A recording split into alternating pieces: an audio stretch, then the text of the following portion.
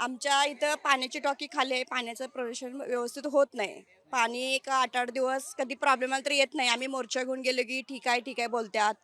पाणी खदूड येते, पाण्याचा वास येतोय आणि आम्हाला पाणी एवढं लाईट बिल येते, पाणी बिल येते की 400-500 रुपये येते महिन्याला आणि विकतचंही पाणी आणावं लागते. पाणी भरपूर प्रॉब्लेम होतोय. म्हणजे आमच्याकडे पाणी खूप बारीक येते आणि हा आमचा फक्त प्रॉब्लेम नाही, 13 गावांचा प्रॉब्लेम आहे.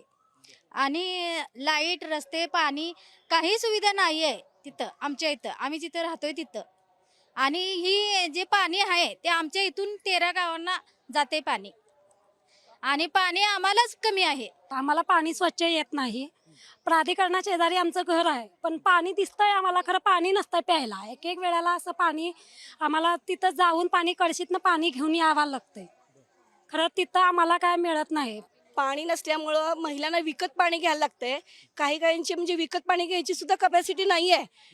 त्या लोकांना पाण्यासाठी वणवण फिरावं लागत आहे आणि ही योजना लवकर सुरू व्हावी एवढीच आमची अपेक्षा आहे.